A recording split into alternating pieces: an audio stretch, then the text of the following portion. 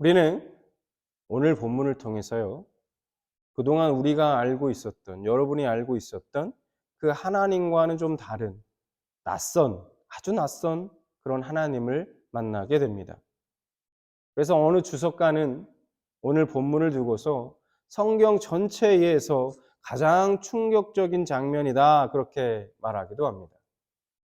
제 개인적으로는 그 정도까지야, 그 정도까지는 아니라고 생각하지만 그렇게 말한 이유가 있습니다. 도대체 어떤 내용이길래 그렇게 말했을까? 우선 오늘 본문 10장, 사사기 10장 13절 말씀 먼저 보겠습니다. 하나님이 하신 말씀이에요. 이스라엘을 향해서. 뭐라고 말씀하시냐? 그러므로 내가 다시는 너희를 구원하지 아니하리라. 다시는 구원하지 않겠다. 라고 하나님이 이스라엘 백성들을 향해 말씀합니다. 여러분, 이스라엘이 어떤 백성입니까? 하나님에 대해서, 하나님 입장에서 그 이스라엘이란 어떤 의미인가요? 하나님의 특별한 선택을 받은 백성들 아닙니까? 하나님의 엄청난 은혜를 베푸신, 그들에게 엄청난 은혜들을 베푸셨습니다.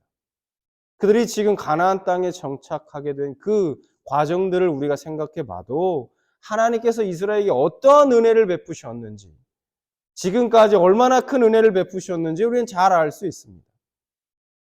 이스라엘의 애굽에서 종살이할 때 하나님이 그들을 구원해 주셨죠. 그것뿐이었습니까? 그리고 그들을 계속해서 먹이시고 입히시고 그들을 보호해 주셨습니다.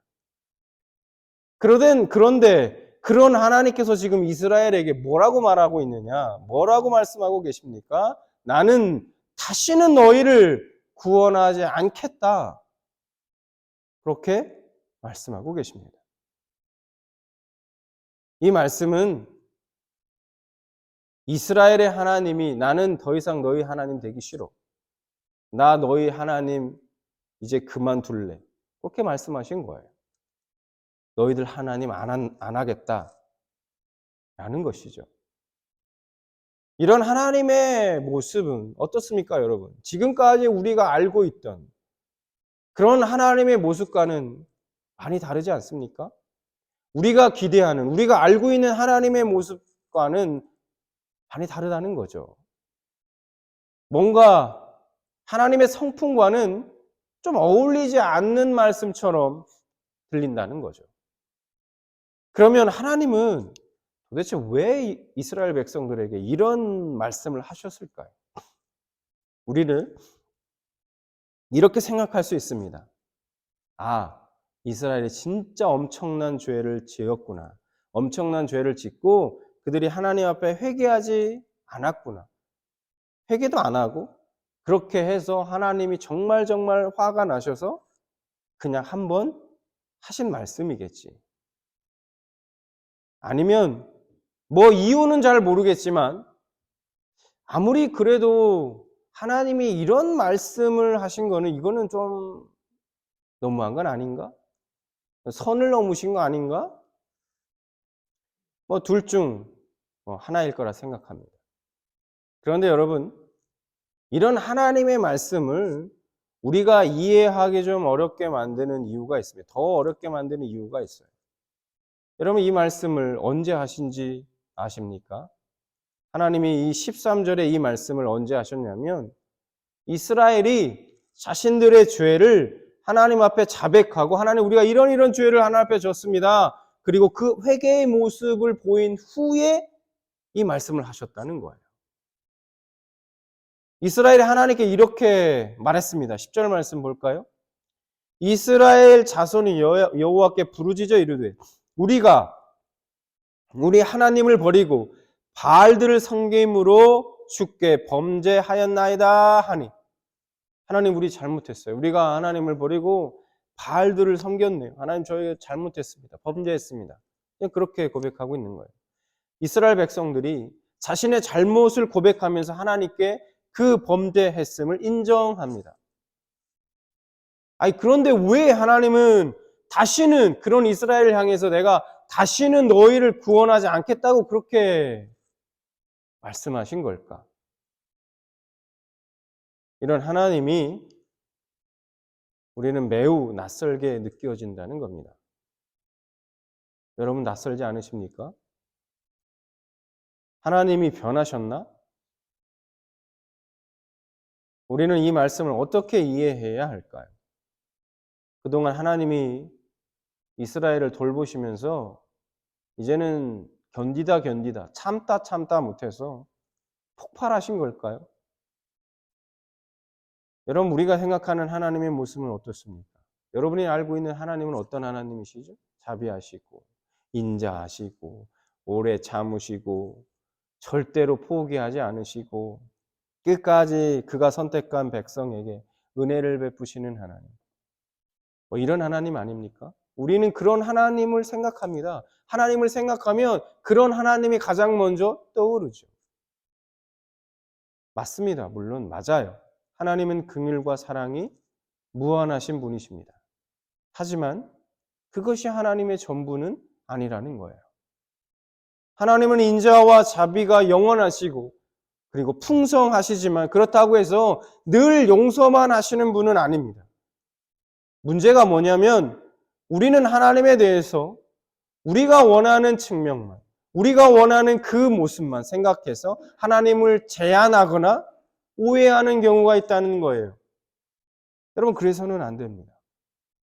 때로 우리가 기대하지 않는 그런 하나님의 모습을 보고 우리가 놀랄 수는 있어요. 어떻게 이럴 수 있을까? 그러나 하나님의 그 모습이 하나님이 아니거나 하나님이 변하신 것은 아니라는 겁니다.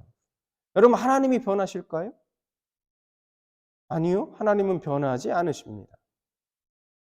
여기서 하나님이 변한 것처럼 보일 수 있지만 하나님이 변한 것이 아니라 이스라엘이 신실하지 못함에 대한 반응이라는 거예요. 여러분 하나님은 살아계시죠. 살아계신 분이십니다. 지금도 살아서 우리와 함께 계시고 여기에 함께 하십니다. 지금 이곳에. 사람이 만든 거짓 신들, 우상이 아니라는 말이에요. 하나님은. 살아계신 분이시기에 이스라엘과 맺으신 그 관계 안에서 반응하시는 겁니다. 우상이라면 어떨까요? 우상이라면 이스라엘이 어떤 일을 하더라도 어떤 범죄를 하더라도 어떤 일을 저지르라도 반응이 없을 겁니다. 우상은 그냥 돌로 깎아 만든 저 나무로 갖다 깎아 만든 그런 것에 불과하기 때문에 아무런 반응이 없겠지만 하나님은 살아계셔서 이스라엘과 함께 하시는 분이시기 때문에 그들이 어떻게 하느냐에 따라서 하나님도 그에 따른 태도를 달리 하신다는 겁니다. 그래서 우리가 이 말씀을 이렇게 생각하는 게 좋습니다. 하나님이 어떻게 이런 말씀을 하실 수 있지? 어떻게 다시 그들을 구원하지 않겠다, 다시는 구원하지 않겠다 이런 말씀을 하실 수 있지가 아니라 도대체 이스라엘이 어떻게 했기에 하나님이 이렇게까지 말씀하실까라고 생각하는 거죠. 이 문제의 원인은 하나님이 아니라 이스라엘에게 있기 때문입니다. 그래서 그러면 도대체 이스라엘의 문제가 무엇이었을까? 이걸 우리가 함께 살펴보길 원합니다. 이것을 살펴보고 이것을 통해서 우리에게 주시는 하나님의 교훈이 무엇인지를 우리가 한번 생각해 보고자 합니다. 우선 오늘 10장 1절부터 5절까지 보면은 두 명의 사사가 등장합니다. 두 명의 사사의 이름은 돌라와 야인입니다. 돌라와 야인이라는 사사가 등장해요. 돌라는 무려 23년간 그리고 야일은 22년 동안 이스라엘에서 활동했다고 기록하고 있습니다. 내용이 굉장히 짧아요. 1절부터 5절까지 내용 분량밖에 안 되니까. 그런데 그들이 활동했던 기간은 생각보다 길죠? 돌라가 사사로 다스린 지 23년 동안, 그리고 야일이 다스린 지 22년 동안, 도합 45년 동안 이스라엘에는요, 전쟁도 없었고 평화와 풍요의 시대를 보냅니다. 그런데 세월이 흐르고 이들이 죽고 나서 이스라엘 백성들이 어떤 일들을 벌이냐면 그것이 오늘 우리가 읽었던 바로 그 한 절 말씀, 6절 말씀이었습니다. 어떤 일을 벌였냐? 6절 다시 볼까요? 이스라엘 자손이 다시 여호와의 목전에 악을 행하여 바알들과 아스다롯과 아람의 신들과 시돈의 신들과 모압의 신들과 암몬 자손의 신들과 블레셋 사람들의 신들을 섬기고 여호와를 버리고 그를 섬기지 아니하므로. 여러분, 이스라엘이 무엇을 행했다고 말하고 있습니까? 하나님 앞에서 악을 행했는데 우상 숭배했다고 지금 말씀하고 있잖아요. 하나님을 버리고 이방 신들을 섬깁니다. 여러분, 사실은 이스라엘의 이런 모습은 그렇게 새롭지 않습니다. 놀랍지 않아요. 그들은 언제나 그랬으니까요. 그런데 이번에는 조금 틀립니다. 이번에 아주 작정하고 하나님을 배신해요. 그들이 섬긴 나열된, 여러분 6절에 보십시오. 나열된 우상만 몇 개입니까? 7개예요. 무려 7개. 성경에서 7은 완전수이기도 합니다. 더 이상 채울 수 없다는 거예요. 종류만 7이지요.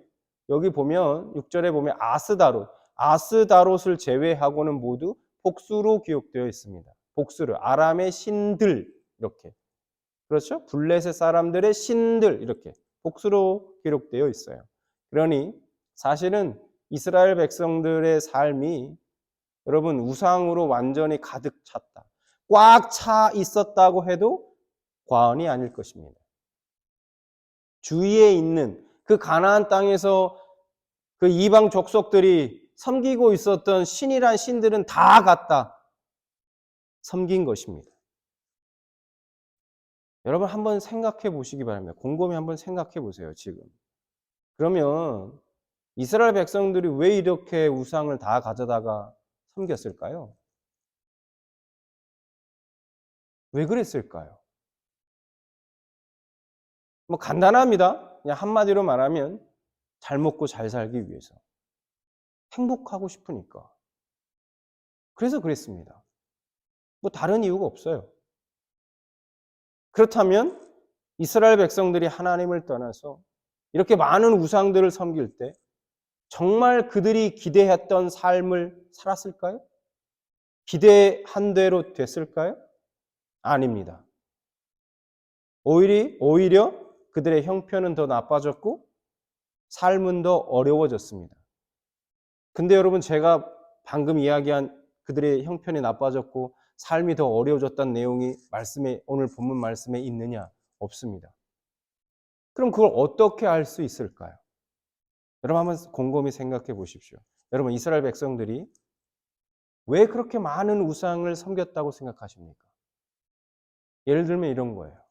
내가 저 사람들이 저기 섬기는 저 족속들이, 가나안 족속이 섬기는 어떤 바알을 갖다가 섬겼습니다. 근데 그때부터 하는 일이 다 잘 되는 거야. 맨날 다 성공하고요. 막 농사 지으면 막 그냥 풍년이 들고 뭐 하는 손대는 일마다 다 잘 되는 겁니다. 자손들도 잘 되고. 그러면 굳이 다른 신들을 갖다 섬길 필요 있을까요? 또 다른 신들이? 어떤 우상을 숭배해도 결국 자신들이 바라는 대로 만족되지 않으니까 또 다른 우상을 자꾸 자신의 삶에 계속해서 끌어들이는 겁니다. 이 우상, 저 우상 다 갖다가 좋다고 얘기하는 그 신들은 다 갖다가 섬기는 거예요. 우상을 섬기다가 문제가 생깁니다. 문제가 안 생기겠습니까? 우상 갖다 섬기다가도 삶에 어려운 일들이 생기고 문제들이 생기죠. 그렇게 생기면 어떻습니까? 그 문제 때문에 또 다른 우상을 가져다가 섬깁니다. 그리고 더 점점 그 우상에게 빠집니다. 한마디로 계속해서 그걸 쉽게 해가지고 한마디로 얘기하면 우상 돌려막기 하는 거예요. 요거 섬기다가 문제 터지면 요걸로 안 되니까 다른 우상 갖다가 또 돌려막기 하고 뭐 이런 거죠. 삶에 벌어지는 문제의 원인을 자신이 하나님이 아니라 우상 숭배로 보는, 자신이 하나님을 섬기는 것이 아니라 우상 숭배했기 때문에, 그래서 문제의 원인이 거기에 있다는 것이 아니라 오히려 우상 숭배가 충분하지 않으니까 이런 문제가 생기는구나.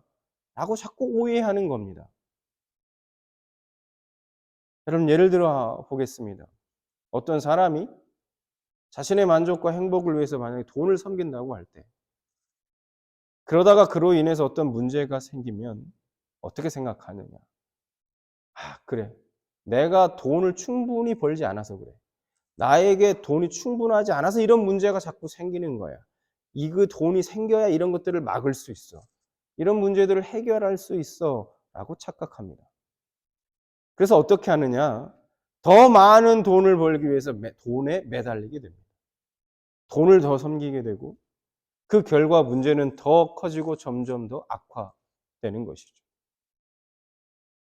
그러면서 스스로는 자신이 돈을 숭배한다고 돈을 섬긴다고 생각하지 않습니다. 않지만 삶의 목표와 우선순위가 그 돈에 맞춰지고 더 모으고 더 많이 가지는 것을 행복으로 알고 돈을 위해 계속 사는 것이죠.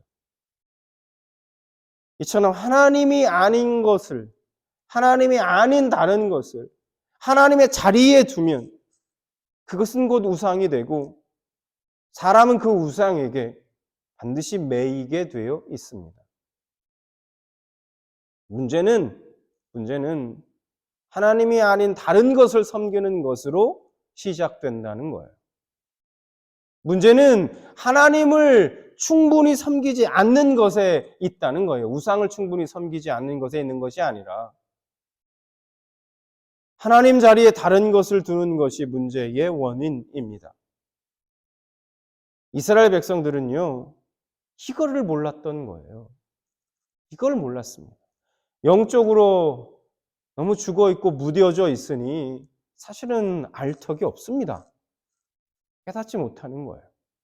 이스라엘 백성들이 하나님을 버렸을 때 복을 누리는 것이 아니라 물질적인 풍요를 누리는 것이 아니라 그들의 기대와는 달리 하나님의 진노를 경험하게 됩니다. 7절 8절 여호와께서 이스라엘에게 진노하사 블레셋 사람들의 손과 암몬 자손의 손에 그들을 파심해 그 해에 그들이 요단강 저쪽 길르앗에 있는 아모리 족속의 땅에 있는 모든 이스라엘 자손을 쳤으며 18해 동안 억압하였더라. 하나님께서 이스라엘을 징계하십니다. 다른 때와 마찬가지로 이방 민족을 들어 사용하셔서 이스라엘을 벌하십니다. 블레셋과 암몬 두 나라를 동시에 일으키십니다. 그리고 이스라엘 백성들은 무려 18년 동안 이 두 민족의 압제를 받으며 고통을 당해야만 했습니다. 그리고 그 고통은 시간이 지날수록 점점 더 심해져만 갔습니다. 고통이 크게 달하자 백성들이 하나님을 찾습니다. 그때 비로소 하나님을 찾아요. 자신들의 우상에게 아무리 빌어봤자 안 되거든요. 문제가 해결이 안 돼요. 고통이 그들의 압제가 이방인 민족의 압제가 사라지지 않거든요. 해결되지 않거든요. 그러니까 하나님을 찾는 거예요. 하나님께 부르짖었습니다. 그리고 하나님이 그들에게 말씀합니다. 먼저 11절과 12절에서 지금까지 하나님께서 이방 민족들의 그 손에서 너희들 이스라엘을 어떻게 구원하셨는지 조목조목 하나님께서 먼저 말씀해 주십니다. 그리고 나서 13절, 14절에 이렇게 말씀하신 거예요. 13, 14절. 너희가 나를 버리고 다른 신들을 섬기니 그러므로 내가 다시는 너희를 구원하지 아니하리라. 가서 너희가 택한 신들에게 부르짖어 너희의 환난 때에 그들이 너희를 구원하게 하라 하신지라. 하나님은 거듭해서 이스라엘을 구원하셨습니다. 그러나 이스라엘은 계속해서 하나님을 배반하고 다른 신을 섬겼습니다. 어려움을 만나면 하나님을 찾고 도와주세요, 살려주세요. 다시 형편이 좋아지면 또다시 하나님을 버리고 다른 신을 따릅니다. 그런 그들에게 하나님께서 말씀하시는 거예요. 더 이상 나 찾아와서 귀찮게 하지 말고 나에게 이야기하지 말고 네가 그토록 좋아하는, 네가 그토록 좋아서 섬기는, 네가 따르는 그 신들에게 가서 부탁해. 그 신들에게 가서 구원해 달라고 해라 라는 겁니다. 한마디로 말하면 딴 데 가서 알아보라는 거예요. 여러분 어떤 생각이, 이 하나님의 말씀을 듣고 여러분 어떤 생각이 드십니까? 그래도 하나님 정말 너무 그래도 심하게 말씀하신 거 아닌가? 라는 생각이 드십니까? 그러면 도대체 여러분 하나님은 언제까지 그들을 용서해야 할까요? 언제까지 이스라엘을 하나님은 용서해야 할까요? 우리가 하나님께 진심으로 회개하면 하나님은 언제든 기쁨으로 우리를 용서해 주십니다. 그런데 우리가 알아야 하는 것은 하나님의 용서는 내가 회개했기 때문에, 내가 하나님께 회개했기 때문에 그 결과로서 당연하게 나에게 주어지는 것이 아니라는 거예요. 그러니까 하나님 제가 이렇게 회개했잖아요. 용서해 주시는 거 당연하죠. 내가 하나님께 이렇게 내 모든 범죄한 것들을 낱낱이 하나님께 고했으니까, 회개했으니까 용서해 주시는 것은 당연한 거 아닙니까? 그게 아니라는 거예요. 하나님과 맺어진 그 인격적인 관계 안에서 하나님께서 베푸시는 그런 전적인 은혜로 우리에게 주어지는 거라는 거예요, 용서는. 그래서 우리가 이 사실을 절대로 잊어서는 안 됩니다. 이스라엘은요, 하나님을 우상과 바꿨습니다. 그리고 어려움이 찾아오니까, 문제가 발생하니까 다시 하나님을 찾아요. 예전처럼 이번에도 습관적인 회개를 통해서 어떻게든 용서를 얻어보려고 했습니다. 그러나 이번에는 달랐어요. 하나님은 그들을 구원하시기를 그만두셨습니다. 그러면 이제 구원의 희망이 없는 걸까요? 이스라엘은 이제 구원의 희망이 사라진 걸까요? 하나님이 그들을 구원하지 않겠다고 선언했으니까 끝난 걸까요, 정말?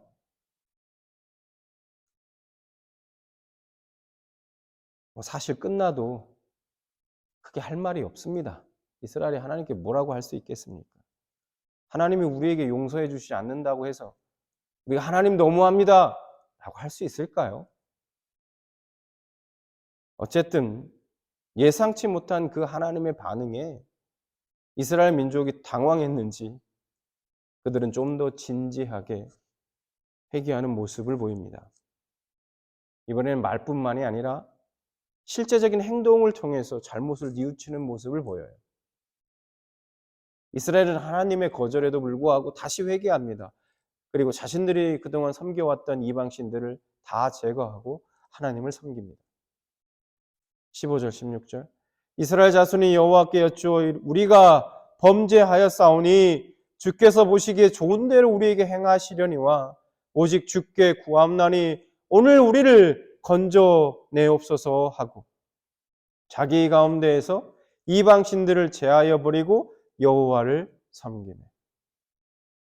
여기 16절은요.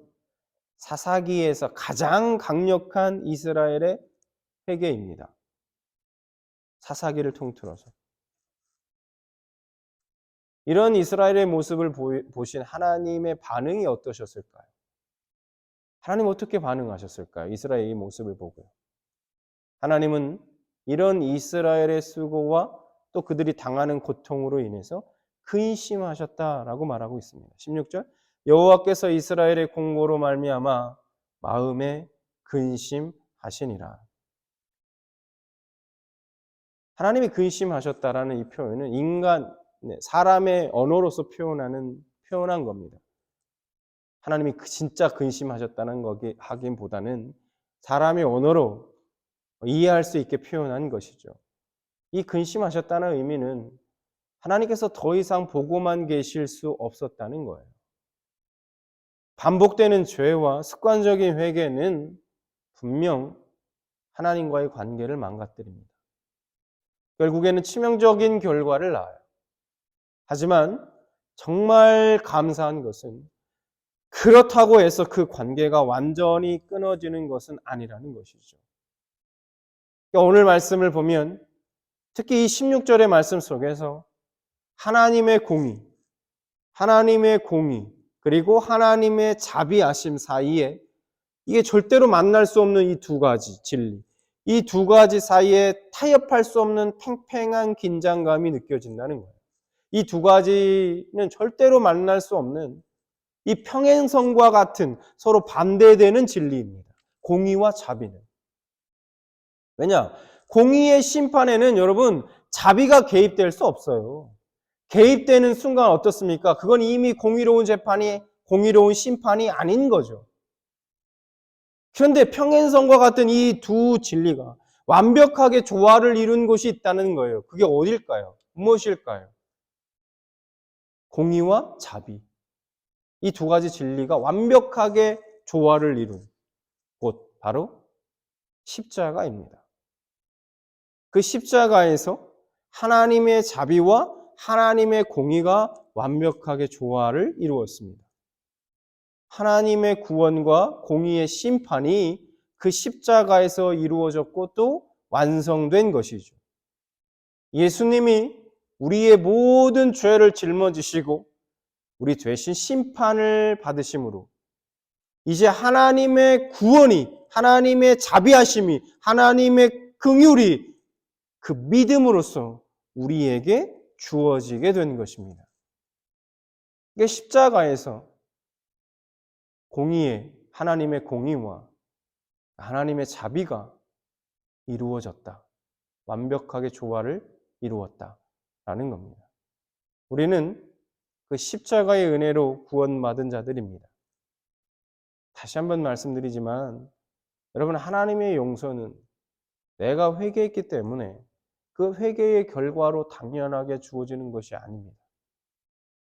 하나님과 맺어진 그 인격적인 관계 안에서 하나님의 전적인 은혜로 말미암아 우리에게 주어지는 거라는 겁니다. 예수님의 십자가 공로로 말미암아 우리는 하나님과의 그 회복된 관계 안에서 이제 용서를 구할 수 있게 된 것이죠. 십자가가 없었다면 우리가 하나님 앞에 어떤 회개를 한들 그 의미 없다는 거예요. 하나님이 자격 없는 우리에게 은혜를 베푸셔서 십자가를 통해서 하나님과 맺어진 그 새로운 관계 안에서 살아갈 수 있게 되었습니다. 예수님의 몸값으로, 목숨값으로 얻게 된 은혜인 것이죠. 그러니 여러분, 우리가 그 십자가, 즉 주님의 생명값으로 맺어진 그 하나님과의 친밀한 관계를 여러분이 무엇보다도 소중하고 감사하게 생각한다면 그 안에서 누리는 그 기쁨과 그 만족을 절대로 다른 것으로 바꾸어서는 안 될 것입니다. 오늘 우리는 본문을 통해서 어떻게 하면 하나님과의 그 관계가 멀어지는지를 알았습니다. 이스라엘 백성들이 우리에게 이렇게 말하는 것 같아요. 자신들과, 야, 너희들이 하나님과 멀어지고 싶니? 그러면 우리처럼 해. 그러면 하나님과 얼마든지 멀어질 수 있어. 라고 말해주고 있는 것 같아요. 무엇이 하나님을 낯설게 만드는지를 알았습니다. 그러니 우리는 절대로 이스라엘 백성들처럼 해서는 안 될 것입니다. 우리는 하나님과의 친밀한 관계 유지를 위해서 수고하고 또 애써야 할 것입니다. 내가 원하는 대로, 내 욕심대로 다 하면서 하나님과의 관계도 좋을 수 있다. 그렇게 착각하지 마십시오. 오늘 이 순간부터 하나님과의 관계에서 방해가 되는 것들, 그 관계에 걸림돌이 되는 것들, 하나님을 낯설게 만드는 모든 죄를 멀리하고 하나님과의 관계 안에서 누릴 수 있는 축복을 절대로 놓치지 않는 여러분들 되시기 바랍니다.